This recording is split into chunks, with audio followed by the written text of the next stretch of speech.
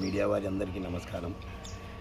ఈ ఆటోనగర్ వచ్చేసి 48 ఎకరాలు మొత్తం ల్యాండ్, 46 ఎకరాలు మొత్తం ల్యాండ్. ఇది దీనిలో భాగంగా వచ్చేసి 84 సెంట్లు సపరేట్. దీంట్లో ఇది సపరేటు.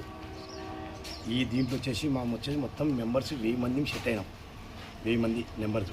1000 మందిలో మాకు వచ్చేసి ఇక్కడ మేము బతికేది 4000 మందిని బతుంటాం. ఒక్కొక్క షెడ్లో 7 మంది, 8 మంది, 9 మంది, 15 మంది ఉండే షెడ్లు కూడా ఉన్నాయి.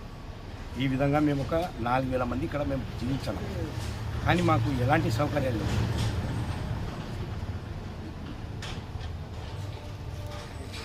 బైలాలో మాకు 5 సెంట్ల ప్రకారమే గవర్నమెంట్ 2018లో రిజిస్టర్ చేసింది. 5 సెంట్ల లెక్క, 5 సెంట్లు 2.5 సెంట్లు. బైలాలో వచ్చేసి 10 సెంట్లు రాసినా మేము 10 సెంట్లకి ఎక్కువ ఎవరు రిజిస్టర్ చేయలేడా. 10 సెంట్లు ఎక్కువ రిజిస్టర్ బయట ఈ వ్యక్తులకు మాకు జీవోలో 2 సంవత్సరాల తర్వాత అమ్ముకోబడునని గవర్నమెంట్ చెప్పడం వల్ల ఈ అమ్ముకునే తోళ్ళు ఒకరికే అమ్మినారు. ఎవరైతే డబ్బులతో ఆలోచుకుంటున్నారు. మేము ఆటనగర్లను అమ్ముమని మేము చెప్తే ఆటనగర్లు ఎవరు కొనాలి, నువ్వు కొనుంటారు నన్ను. ఈ విధానంతో బయట వాళ్ళు కొంటున్నారు. డాక్టర్లు కొన్నారు. చాలా పెద్ద పెద్ద కోటీశ్వరులకు ఉన్నాయి. మనం వాళ్ళను బంద్ చేయలేము. వీళ్ళకి చెప్పలేము. వీళ్ళ కష్టాన్ని నేను తీర్చలేను. బిడ్డ పెళ్ళి అంటారు, ఇంకోటి అంటారు, ఐకం పెట్టిన పోతారు.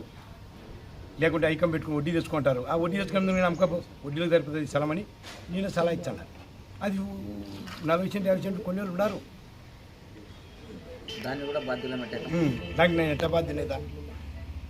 దాన్ని కూడా బాధ్యులు మేము ఎందుకు అవుతాము?